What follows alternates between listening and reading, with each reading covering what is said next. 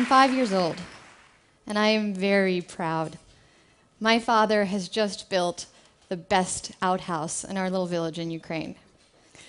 Inside, it's a smelly, gaping hole in the ground, but outside, it's pearly white formica, and it literally gleams in the sun. This makes me feel so proud, so important, that I appoint myself the leader of my little group of friends, and I devise missions for us. So we prowl from house to house, looking for flies captured in spider webs, and we set them free. 4 years earlier, when I was 1, after the Chernobyl accident, the rain came down black, and my sister's hair fell out in clumps, and I spent 9 months in the hospital. There were no visitors allowed, so my mother bribed a hospital worker, she acquired a nurse's uniform, and she snuck in every night to sit by my side. 5 years later, an unexpected silver lining. Thanks to Chernobyl, we get asylum in the US. I'm 6 years old, and I don't cry when we leave home and we come to America because I expect it to be a place filled with rare and wonderful things like bananas and chocolate and bazooka bubblegum. Bazooka bubblegum with the little cartoon wrappers inside. Bazooka that we'd get once a year in Ukraine, and we'd have to chew one piece for an entire week. So the first day we get to New York, my grandmother and I find a penny in the floor of the homeless shelter that my family's staying in. Only we don't know that it's a homeless shelter. We think that it's a hotel with lots of rats. So we find this penny kind of fossilized in the floor, and we think that a very wealthy man must have left it there because regular people don't just lose money.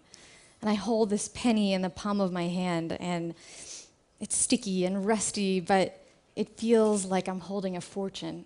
I decide that I'm going to get my very own piece of bazooka bubblegum. And in that moment, I feel like a millionaire. About a year later, I get to feel that way again when we find a bag full of stuffed animals in the trash, and suddenly I have more toys than I've ever had in my whole life. And again, I get that feeling when we get a knock on the door of our apartment in Brooklyn, and my sister and I find a delivery man with a box of pizza that we didn't order. So we take the pizza, our very first pizza, and we devour slice after slice as the delivery man stands there and stares at us from the doorway. And he tells us to pay, but we don't speak English. My mother comes out, and he asks her for money, but she doesn't have enough. She walks 50 blocks to and from work every day just to avoid spending money on bus fare.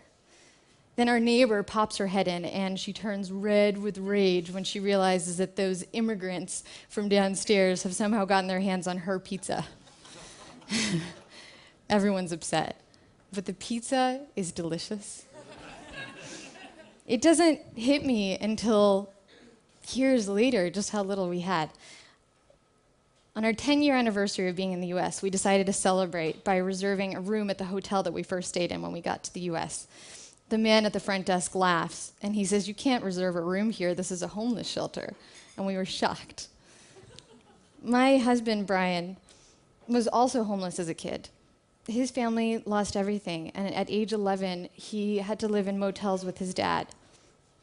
Motels that would round up all of their food and keep it hostage until they were able to pay the bill. And one time, when he finally got his box of Frosted Flakes back, it was crawling with roaches. But he did have one thing. He had this shoebox that he carried with him everywhere, containing 9 comic books, 2 G.I. Joes painted to look like Spider-Man, and 5 GoBots, and this was his treasure. This was his own assembly of heroes that kept him from drugs and gangs and from giving up on his dreams. I want to tell you about one more formerly homeless member of our family. This is Scarlett. Once upon a time, Scarlett was used as bait in dog fights. She was tied up and thrown into the ring for other dogs to attack so they get more aggressive before the fight. And now, these days, she eats organic food and she sleeps on an orthopedic bed with her name on it. But when we pour water for her in her bowl, she still looks up and she wags her tail in gratitude. Sometimes Brian and I walk through the park with Scarlett, and she rolls through the grass, and we just look at her, and we look at each other, and we feel gratitude. We forget about all of our new middle class frustrations and disappointments, and we feel like millionaires. Thank you.